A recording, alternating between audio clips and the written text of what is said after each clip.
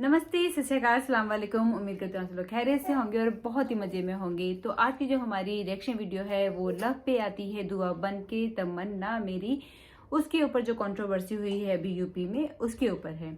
अभी यूपी में क्या हुआ, एक स्कूल में जब ये नज्म पढ़ी जा रही थी तो उसके अगेंस्ट में एक्शन लिया गया। जो स्कूल का प्रिंसिपल और टीचर थे जिनके प्रेजेंस में ये नज्म पढ़ी जा रही थी उनको सस्पेंड कर दिया गया। तो इस वीडियो को स्टार्ट करते हैं और देखते हैं इसको डिटेल में।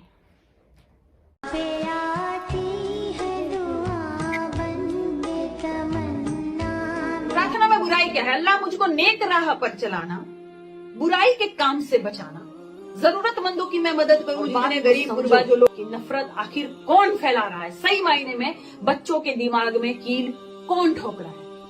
लब पे आती है दुआ बन के तमन्ना मेरी। उत्तर प्रदेश के एक स्कूल में ये दुआ पढ़ने से हिंदुत्ववादी संगठनों ने अल्लामा इकबाल की इस नज़म को लेकर विवाद खड़ा कर दिया है। इकबाल ने बच्चों की ये दुआ लिखी थी जो लंबे समय से गाई जा रही है। इकबाल ने ही सारे जहां से अच्छा हिंदुस्तान हमारा भी लिखा था, जिसको लेकर के शिक्षक और प्रिंसिपल को सस्पेंड कर दिया गया है। जी हाँ दोस्तों, इसको लेकर के काजल निसार जी ने अंधभक्तों को और नफरतबाजों को ज़बरदस्त धोया है। क्या कुछ कह रही है आगे देखिए। उससे पहले अगर आप हमारे चैनल को सब्सक्राइब नहीं किए तो सब्सक्राइब करके बेल आइकन को प्रेस कर दें ताकि मैं जब भी कोई नई वीडियो लाऊं उसका नोटिफिकेशन आपको तुरंत मिल जाए। तो दोस्तों चलिए शुरू करता हूं।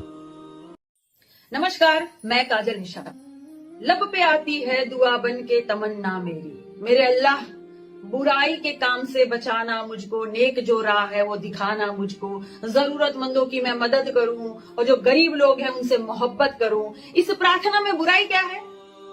कोई बुराई नहीं है अगर आप ये कहेंगे तो। लेकिन यूपी के बरेली में एक सरकारी स्कूल में जब बच्चे ये प्रार्थना गा रहे थे तो शिक्षकों को सस्पेंड कर दिया गया। और शिकायत किसने की?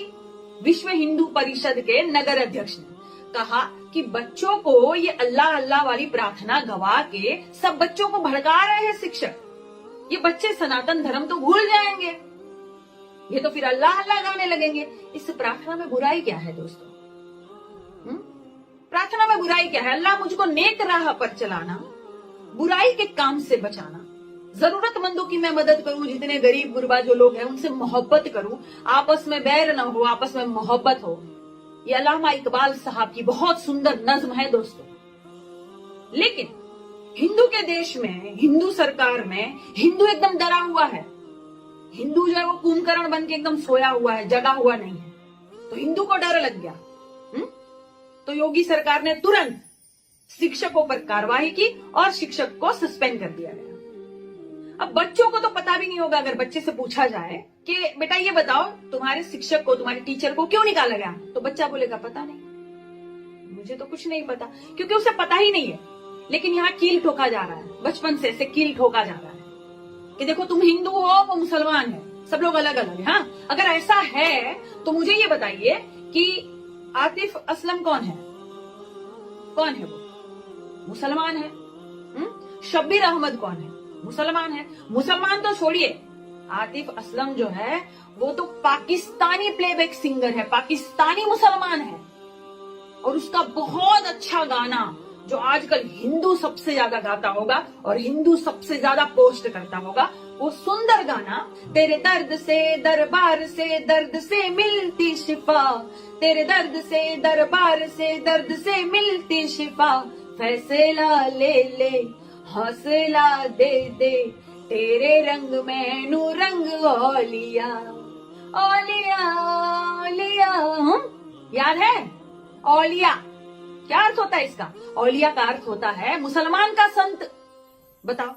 और इस गाने पर बहुत सारे हिंदू भाई और बहन, बहुत सारे लोग रील बनाते हैं, यूट्यूब पर डालते हैं, शंकर भगवान का फोटो लगाकर, केदारनाथ के मंदिर में जाकर या फिर अमरनाथ जाकर या कोई भी शंकर भगवान के मंदिर पर जाकर या शंकर भगवान का फोटो लगाकर इस गाने को पोस्ट करते हैं साथ में। क्यों भाई? तब जो है धर्म जो है वो खतरे में नहीं आ रहा है, तब जो है भावनाएं आहत नहीं हो रही है, सनातन धर्म खतरे में नहीं आ रहा है क्या? अरे मुसलमान मुसलमान, वो भी पाकिस्तान का मुसलमान का गाना है। चवन्नी छापो, सुधर जाओ, जागो, देखो यूट्यूब पर जाकर कितने हिंदू लोगों ने पोस्ट किया शंकर भगवान के साथ राम राम राम राम। इतना बड़ा घोर पाप है। तब धर्म खतरे में नहीं आ रहा है। क्योंकि यूट्यूब पर पोस्ट करेंगे तो फिर मिलियन व्यूअर्स आएंगे और उसके बाद तो पैसा कमाना है। मुसलमान का गाना है तो क्या हो गया, पाकिस्तानी मुसलमान का गाना है तो क्या हो गया, उसमें धर्म खतरे में नहीं है। कहाँ है विश्व हिंदू परिषद का वो नगर अध्यक्ष, अब जाके शिकायत दर्ज नहीं करेगा?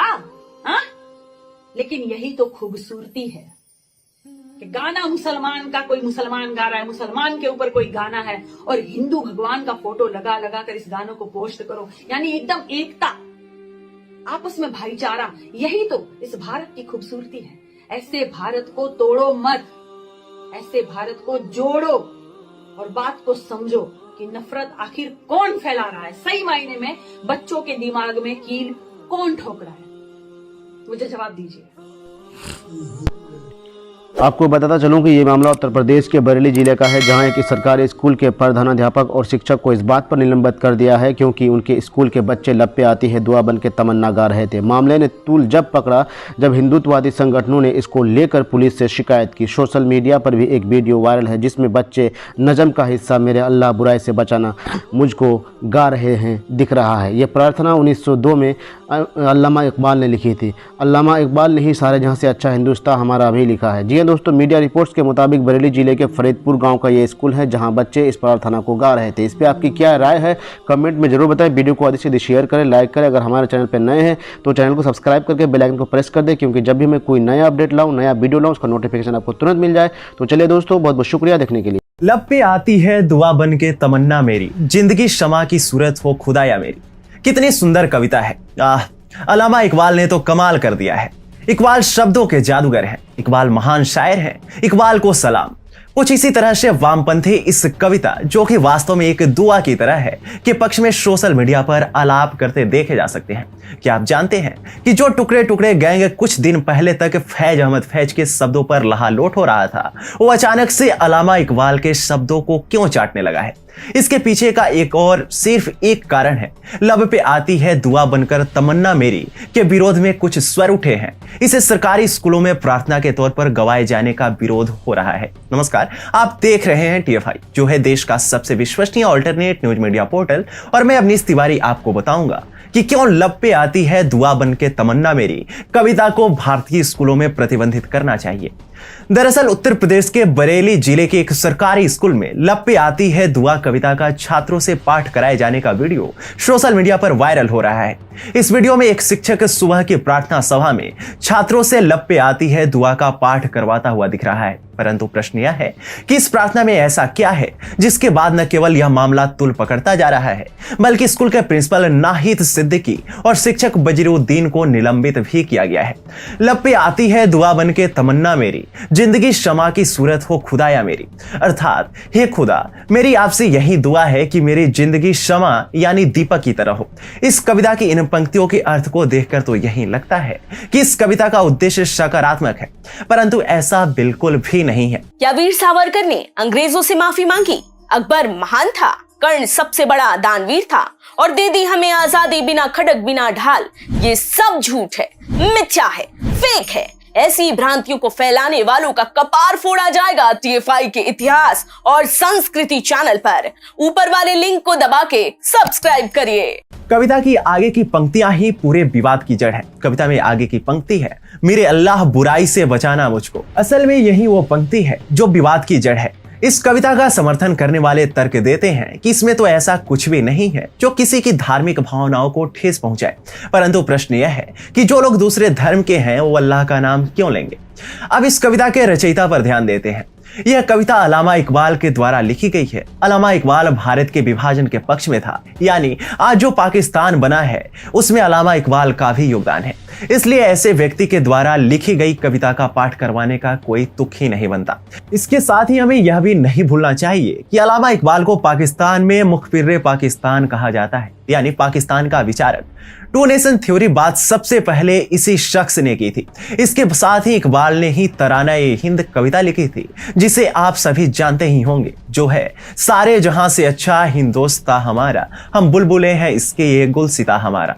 इन पंक्तियों को पढ़कर हमें प्रतीत होता है कि यह शख्स कितना बड़ा देशभक्त था। लेकिन हमें नहीं भूलना चाहिए कि इस शख्स ने कुछ वर्षों के बाद ही तराना मिल्ली लिखा था, जिसमें इकबाल ने लिखा, चीनो अरब हमारा, हिंदोस्तां हमारा, मुस्लिम है हम, वतन है सारा जहां हमारा। इन पंक्तियों का अर्थ तो आप समझ ही गए होंगे, फिर भी आपको बता देते हैं। इसका अर्थ है, चीन और अरब हमारे हैं, हिंदुस्तान भी हमारा है, हम तो मुस्लिम हैं और यह सारी दुनिया ही हमारी है। इसी तरह से अगर आप तराना मिल्ली को पूरा पढ़ेंगे तो आप देखेंगे कि उसमें इस्लाम को दूसरों से श्रेष्ठ साबित करने की बात कही गई है। अब आप समझिए, दोनों ही तराना हिंदी और तराना मिल्ली में आपको इकबाल की नियत बदली हुई दिखेगी। पहले जहां वो राष्ट्रवाद की बात करते हैं, वहीं दूसरे में वो राष्ट्रवाद को छोड़कर इस्लाम को श्रेष्ठ बताते हैं। अब जिस शख्स ने यह सब किया हो, उसकी लिखी हुई कविता हिंदुस्तान के स्कूलों में सुबह की प्रार्थना के तौर पर क्यों गाई जानी चाहिए, वो भी उस देश में जहां के स्कूलों में बहुसंख्यक छात्र हिंदू हैं। ऐसे में निश्चित तौर पर इस कविता को पूरे देश में प्रतिबंधित कर देना चाहिए।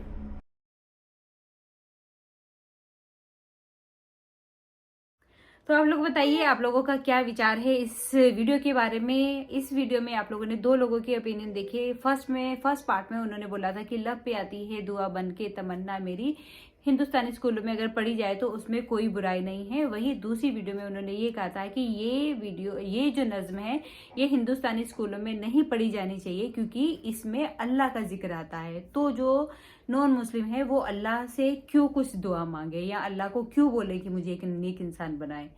नेक इंसान बनाना है, वैसे उसको चाहे कोई भी बनाए वो बना सकता है, लेकिन नहीं, हम अल्लाह से क्यों कहें कि हमें नेक इंसान बनाओ, हम अपने भगवान से क्यों ना कहें।